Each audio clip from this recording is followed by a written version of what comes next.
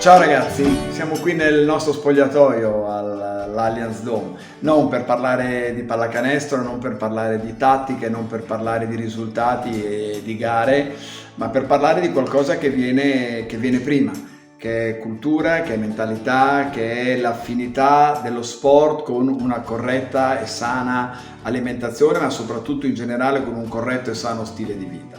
È chiaro che se noi pensiamo agli sportivi professionisti ci viene facile pensare che il corpo rappresenti per loro lo strumento di lavoro, cioè quello che gli consente di avere le massime prestazioni possibili e i massimi risultati possibili, ma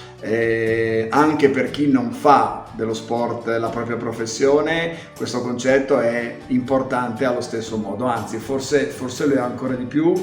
perché proprio per voi giovani imparare e applicare uno stile di vita sano,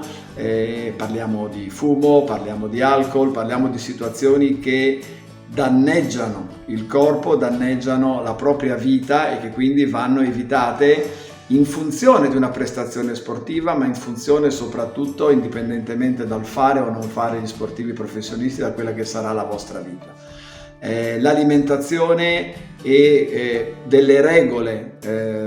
ferree, se volete, fino a un certo punto, ma improntate proprio a preservare la salute individuale, sono fondamentali per chi fa sport. E forse una cultura sportiva, una sana alimentazione e lo sport vanno a braccetto, vanno di pari passo. L'uno insegna a utilizzare l'altra e l'altra consente di fare nel modo migliore il primo. E quindi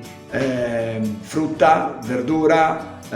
prodotti bio che garantiscono quella che è la provenienza e quello che è la qualità di questi prodotti, e ovviamente abbinati a tutte situazioni di educazione alimentare fondamentali nella quantità, nella qualità, nella tipologia dei pasti che farete. Quindi